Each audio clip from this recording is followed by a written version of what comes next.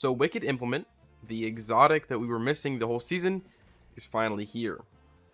The mission you need to do to get it is pretty great, actually. And if you want tips on how to beat it, I'll have some at the end of the video, just going over how to make the process a little easier. But let's talk about the gun and the reason why you clicked on the video. Wicked Implement is a stasis scout rifle with the easiest infinite freeze in the game. This is because it can freeze without needing anything.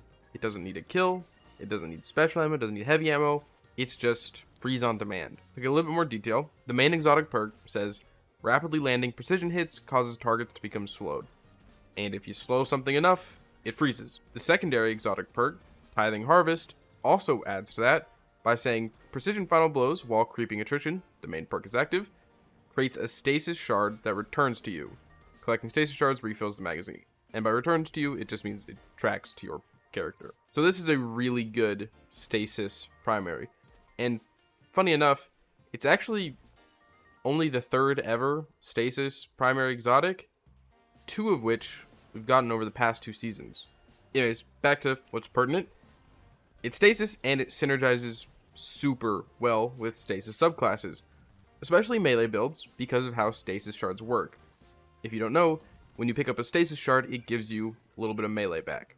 And since this weapon spawns them really easily, you can see how the connection and the synergies with stasis subclasses, it's good. But now, let's bring it back to the title of the video. You want to know why it's not just stasis. Well, the exotic not only freezes enemies, regardless of your subclass, it also creates stasis shards, regardless of your subclass. Meaning, any subclass can not only freeze enemies, which is pretty busted, but, you know, that's not anything new. Any class can spawn stasis shards, which gives you melee energy, which is kind of wild. Because it's not only an exotic that does crowd control super easily, it also refunds ability energy almost like Monte Carlo.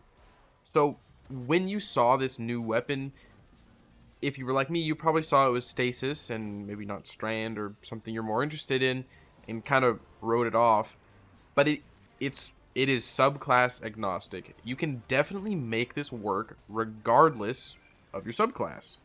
Because again, I want to reiterate, it has access to free infinite CC. And the best there is across all the classes, as well as having the added benefit of giving you melee energy, which depending on your build can be insane. And also, there is a catalyst, but I don't know what it does. I do think the catalyst will be released next Tuesday, because I don't think I've heard of anyone getting it, and I couldn't figure out how to get it inside the activity. So my best guess is it's going to be similar to Agger's Scepter and have its catalyst release the following week, and it'll be an RNG drop from Deep Dives. But anyways, to wrap around, back to the gun, it's a stasis gun that works on every class. I really recommend you guys try this out with your current builds, especially in things like Grandmaster Nightfalls, because it freezing in GMs and lost sectors, really, really potent and definitely worth a slot. Not to mention, you know, exotic primary just does more damage than normal weapons, as well as spawns more heavy. You know how that whole thing works. So if you clicked on just for the title and you wanted to hear what I had to say about it being not just stasis, that was that.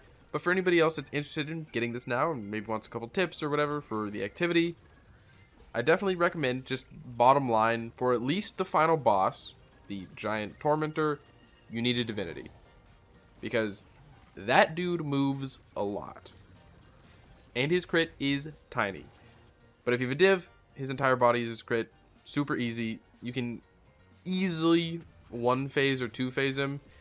And if you do 2-phase him, the other thing is the Minotaurs will spawn inside of the doors in that middle room. That way, damage phase ends, you can just immediately start the next one. But I'm not going to give much more detail than that, because I'm sure there's many videos out there that are tutorials and exactly how-tos to get the gun. So to finish up, This gun is great. It's definitely fun. Not only does it look sick, but it's good in game. And what more can we really ask for as Destiny players? I think I might have a video going over a build revolving around this gun soon. But don't be surprised if the build isn't on Stasis, because I think that's where things can definitely get the most interesting. Anyways, that's probably all I've got to say. If you made it this far in the video, you are super appreciated. Also, a like would be greatly appreciated as well, along with a subscription if you're feeling up to it. And if you want to support me and support this channel and you can't think of a comment down below wicked, because this gun is pretty wicked. I'll stop talking now. See you around.